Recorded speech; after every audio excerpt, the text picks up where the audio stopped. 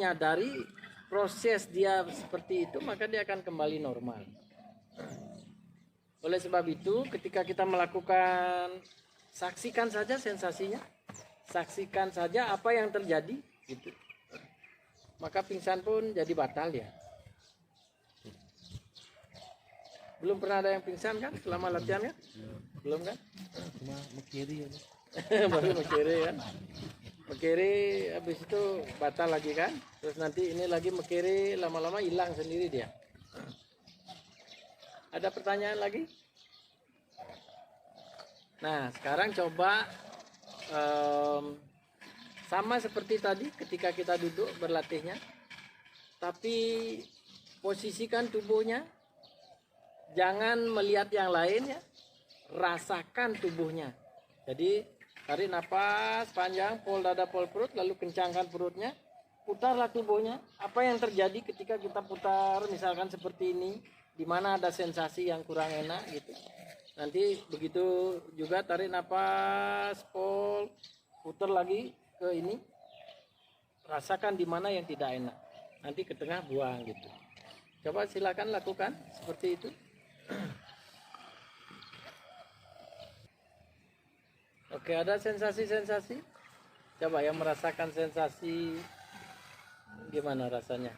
Nih. Waktu ditahan napas, hadap ke kiri itu dada sebelah kanan itu ketusuk. Pinggang. Pinggang, ada di dada, ada Habis tulang itu kalau yang rusuk, ke kanan, ada di ini. Ah, sama berarti kan? Tidur sering gini nggak? Sekarang berhenti gitu? Hah? Terlentanglah tidur. Karena kalau begini tidurnya dalam jangka panjang nanti tangannya bisa nggak bisa digerakkan gitu. Nanti begini dah jadinya. Iya betul, kesemutan orang yang sering begini atau sering tangannya begini, sering ketindih saat tidur, atau sering begini tidurnya. sering tidak sadar.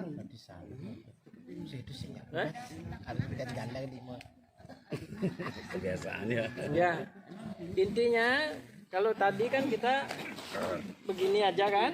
Nah ini untuk ke atasnya. Begitu kita tarik nafas lalu ini dan kita putar seperti tadi, merasakan itu untuk elastisitas. Dia memutar karena tubuh kita kan nggak cuma ke depan dan ke belakang, dia kan juga ke kanan dan ke kiri gitu. Nah inilah pentingnya stretching. Jadi hewan-hewan mengajarkan kita stretching, di rahasia napas pun ada stretching melalui napas begini gitu. Jangan takut terhadap sensasinya, dimanapun dia misalkan kurang enak, nanti ulang lagi sampai dia benar-benar hilang. Tubuh kita menyatakan di sini yang kurang pas gitu, di sini yang kurang pas. Tapi kalau misalnya ada kekurangan yang ada reaksi dari setiap tindakan itu, apakah memang dia dalam tubuhnya ada unsur-unsur penyakit atau memang karena tidak terbiasa? Bisa karena penyakit, bisa karena blockage, keblok ya di situ.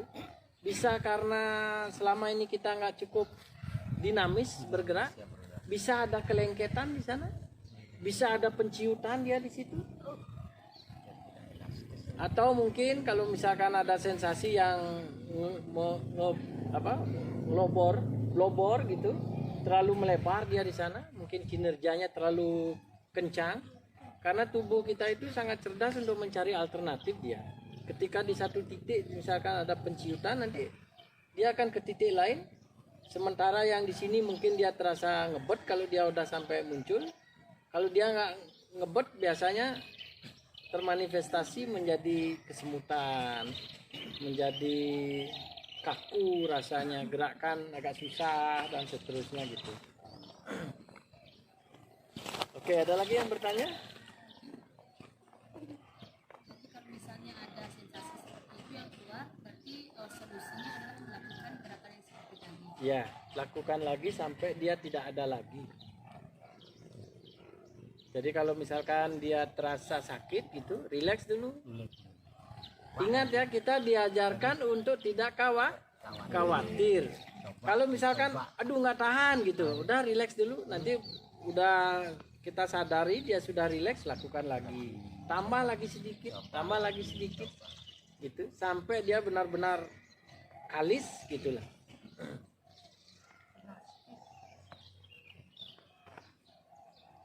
Berapa kali harus melakukannya? Nah, setiap orang tentu berbeda.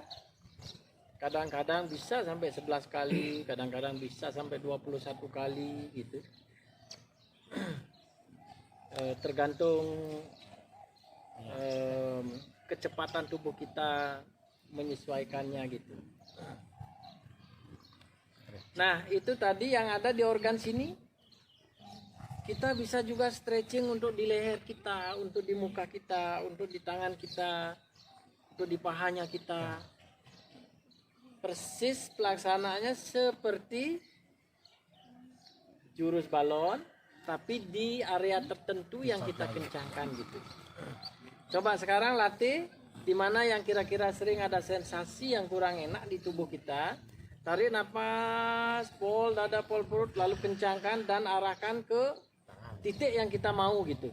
Entah di tangan diarahkan, entah ke kaki, entah ke mana saja di organ tubuh kita. Silakan lakukan sebanyak 3 kali.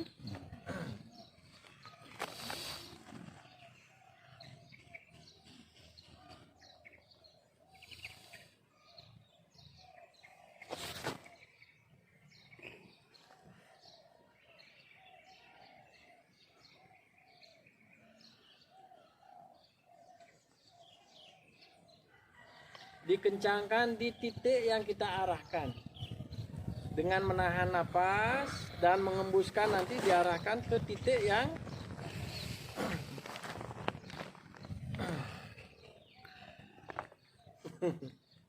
yang kita arahkan gitu, titik-titik tertentu yang kita arahkan.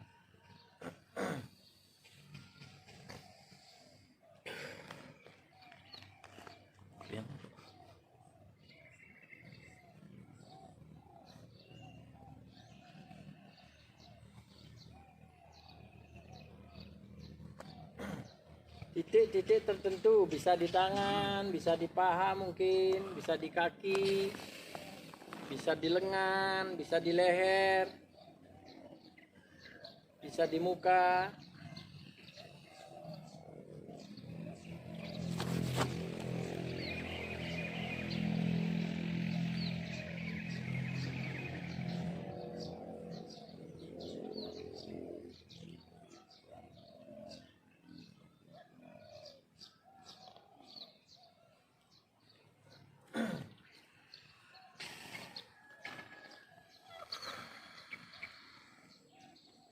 Oke, udah 3 kali.